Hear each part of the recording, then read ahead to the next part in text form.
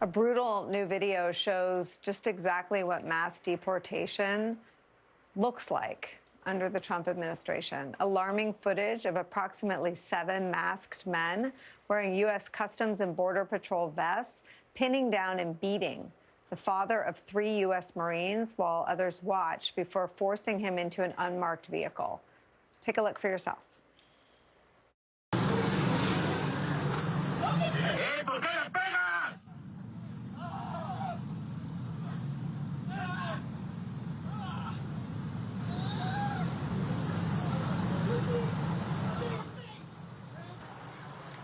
It goes on and on. It's excruciating to watch. That man has a name. His name is Narciso Barranco. One of his sons, Alejandro, told the Orange County Register that his dad, who was just beaten and arrested and put in the back of that car, has no criminal record. His dad works as a landscaper. He was working outside of an IHOP when he was approached by several masked men. We saw them in the video.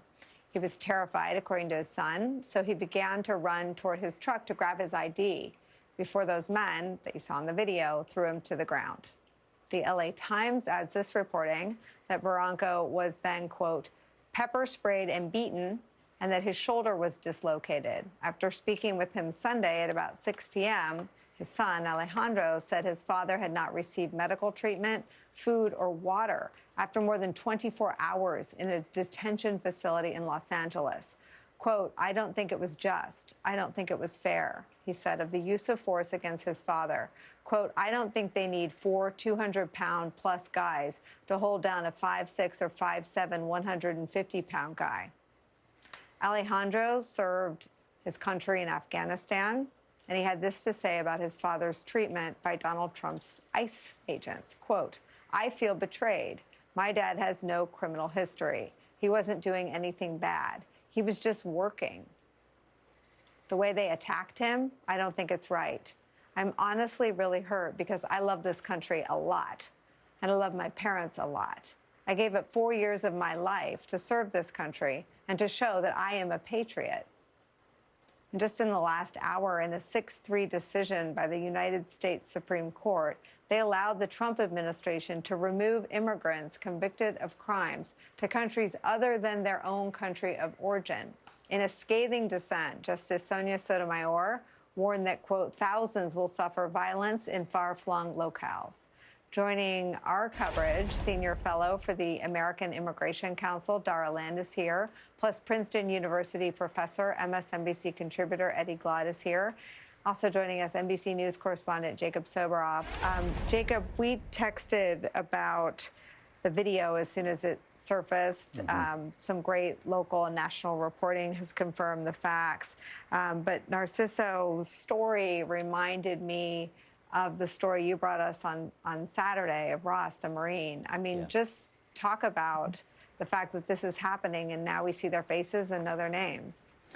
This story is playing out, Nicolle, every day all over Los Angeles. That's what I want to emphasize about this. I met Ross, the Marine Corps veteran, on the steps of the Federal Building in downtown Los Angeles during the protest. He served in the Marines. His parents were undocumented. He got them status because of his service to and for this country as the U.S. citizen child of undocumented parents. When you watch what played out in Orange County, how can you not be sickened by that? Alejandro said, and you read his statement, that you've got 4 heavily armed, and I'm paraphrasing here, 200-plus pound men kneeling, just watch it, beating a man who was out there cutting grass. He was cutting grass. And these heavily armed, masked agents who don't identify themselves to people, who are alleging that he tried to attack them with his weed whacker, when in fact, if you watch the video that DHS has put up, he was being sprayed with some kind of pepper spray as he ran away. They're ubiquitous all over the city right now. And the tactic is deliberately to terrorize, to scare people. That's the whole stated goal. It's deterrence. This is U.S. immigration policy 101 supersized. It's what family separation was. Stephen Miller didn't want to just take 5,500 children away from their parents. He wanted to do tens of thousands of them. And now every day in LA, as you and I have talked about for months since Donald Trump was elected again, mass deportation is family separation, just by another name. And now, in every corner of the county of Los Angeles, the county with the most undocumented people in the country, the most populous in the country, where people are preaching tolerance and acceptance of their neighbors and their friends and their fellow parishioners and classmates, every day people go out on the street worried that this is going to happen. I want to show you what Joe Rogan said, not because he's more important than anyone gathered here today, but because Donald Trump seems to listen to him, because he controls a big part of Donald Trump's political coalition. So here's his statement.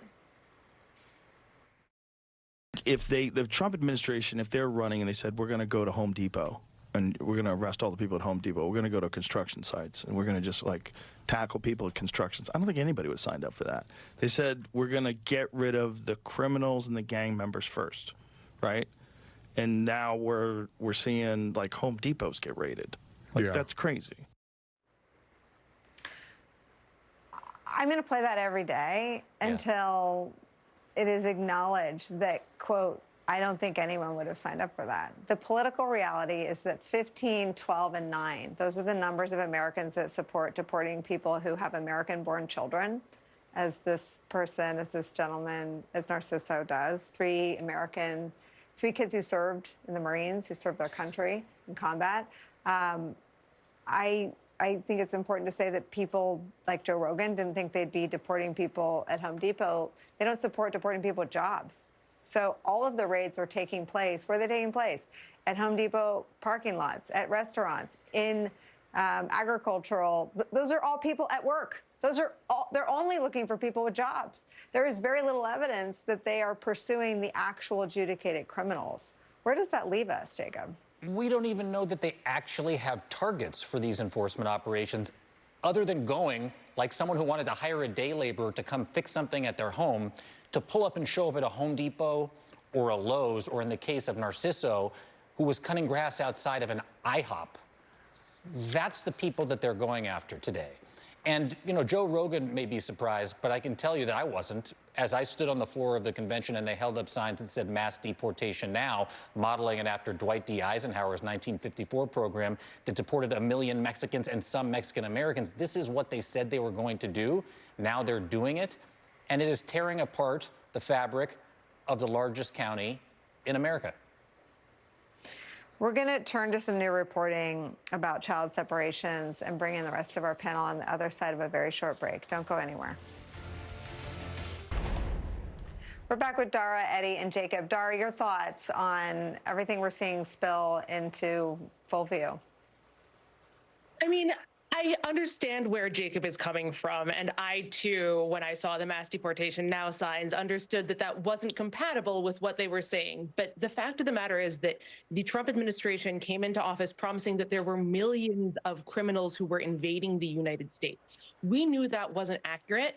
Many of the people who voted for Trump did not. And so what we're seeing now is the inevitable consequence of you can't promise millions of deportations and care about the conditions of people who you're keeping in detention. You can't promise millions of deportations and wait to have target lists. You can't promise millions of deportations and only go after convicted criminals, much less quote unquote invaders, because that simply doesn't describe the overwhelming majority or really any unauthorized immigrants in the United States. So this is, mature policymakers make decisions based on weighing competing factors. And this is what happens when you allow your desire to get the numbers up to eclipse every other consideration you might have in making decisions for the American people.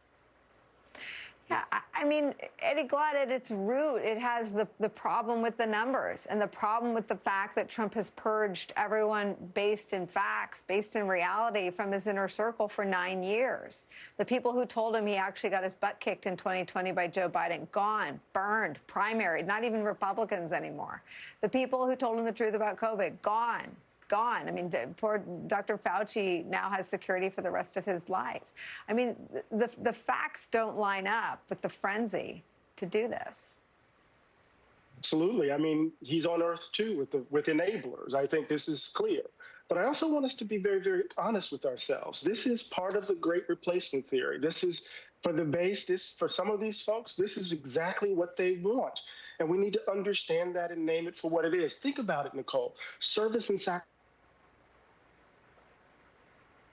We saw with what we saw with the men cutting grass outside of the IHOP. What we saw with Saeed Nazir, who actually served in Afghanistan alongside U.S. troops. They don't service and sacrifice do not matter. It all depends on whether or not these folks view you as other, and if you're consistent, if you look like the country that they want the country to look like.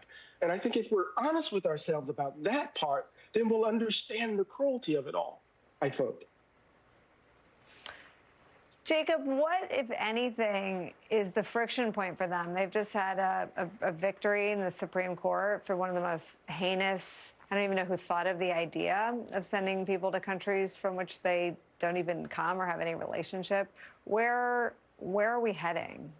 I think the friction point is that they're so desperate to look strong. And just watching that video made me think of what Gavin Newsom, I've heard him say, I've spent a lot of time with him since the fires, and now during this, he has a line about Donald Trump where he says he's weakness masquerading as strength. And when I watch armed Border Patrol agents crush a father of 3 Marines because he was cutting grass outside an IHOP, I think of that phrase, weakness masquerading as strength. What is the goal here?